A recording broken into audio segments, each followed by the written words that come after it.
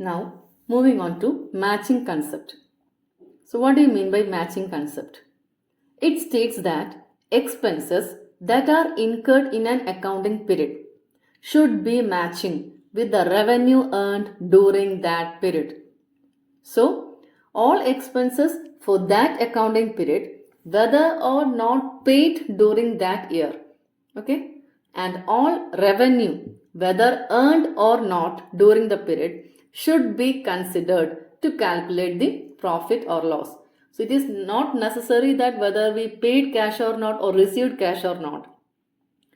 If it is incurred in the accounting period, that should be considered for calculating the profit or loss. Hence, depreciation of the current year is charged against the current year's revenue. In other words, the full cost of the asset is not treated as an expense in the year of its purchase itself. Rather, it is spread over its useful life. Understood? And what is the reason why we should follow this concept in the business?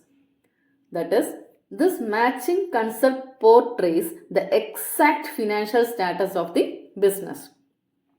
As revenue and expenses are matched, here the profit or loss is not over or understated.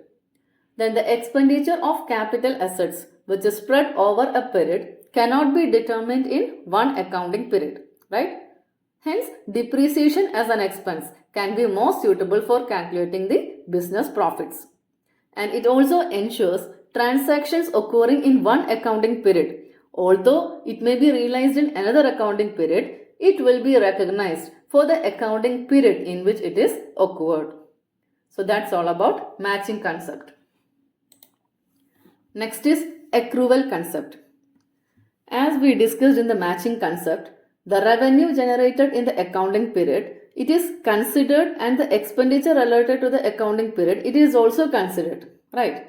So based on the accrual concept of accounting, if we sell some items or if we render some service, then that becomes our point of revenue generation, okay, irrespective of whether we received cash or not.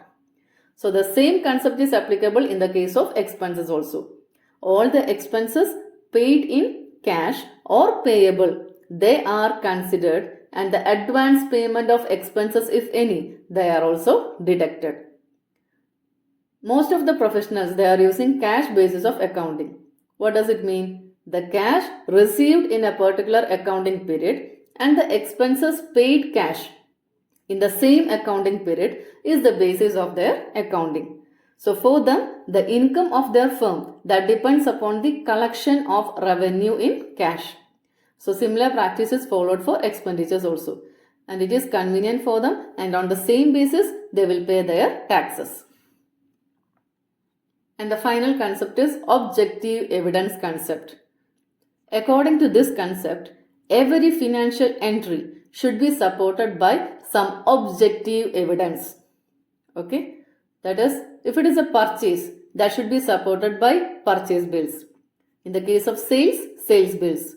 Then cash payment of expenditure, it should be supported by cash memos. And if it is a payment to creditors, it should be supported by cash receipts, bank statements, etc.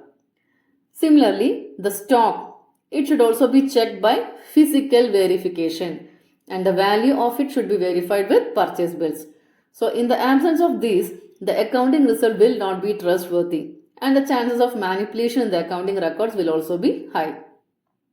And here no one will be able to rely on such financial statements. So according to this concept, every financial entry should be supported by objective evidence. So these are the basic concepts of accounting. I hope all these concepts are clear to you. If you have any doubt, please comment me. I will explain that.